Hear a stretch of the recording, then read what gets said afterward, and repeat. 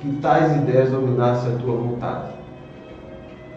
Veja bem, quando aqui a gente vê o texto, dá para procurar aqui outros textos também aqui para fazer uma análise, mas existem seitas, certo? Existem seitas por aí que batem na sua porta, tá certo?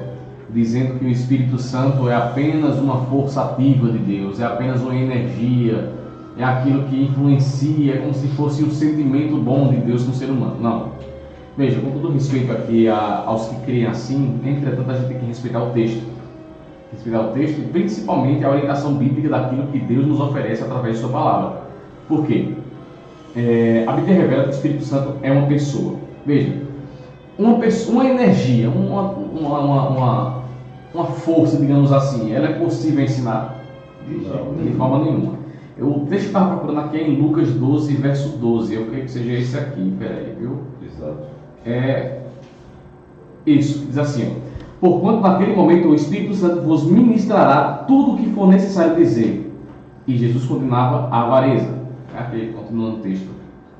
Perceba também outros textos aqui, como Romanos 8, verso 26, que fala também sobre a questão do Espírito Santo, o qual ele intercede com gemidos inexprimíveis. Inclusive, tem pessoas que utilizam desse texto para dizer que o Espírito Santo induz a pessoa a ficar num estado de transe, gemendo por aí. Não é assim. O gemido inexprimível é algo que nós não entendemos, porque muitas vezes não sabemos falar. Então o Espírito Santo ele traduz isso para Deus. O Espírito de intercessão. Isso, é a intercessão, certo? O Espírito Santo sabe, mesmo antes de pedirmos ou querermos algo, ele sabe o necessário para a gente. E em uma situação no qual ela esteja, como por exemplo, alguém passando por um problema de dor, um momento de dor, de angústia, o Espírito Santo ele clama também. Ele intercede por nós. Inclusive tem aquela música, Espírito Santo, ore por mim. Então veja. Acontece. Só um minutinho. Para você ver a importância tão essencial do Espírito Santo, que nossas orações, até nossas orações, não são perfeitas. E o Espírito Santo é como se fosse um tradutor para Deus, para aperfeiçoar isso. Exato. Bem, aqui a gente tem um texto aqui de 1 Coríntios 12, 11, aqui destaca que, embora haja vários diversos dons espirituais, todos são realizados pelo mesmo e único Espírito Santo, que distribui a cada um a habilidade, no caso, a cada pessoa individualmente, conforme a própria vontade dele. E o texto diz assim, né? Todas essas coisas, porém, são realizadas pelo mesmo e único Espírito, e ele as distribui a cada um individualmente, como ele quer. Então, perceba que, já note-se que o Espírito Santo ele tem escolhas, uma força ou energia não escolhe. Jesus, interessante, fazendo uma alusão ao Espírito Santo também, conversando com Nicodemos, diz assim, né?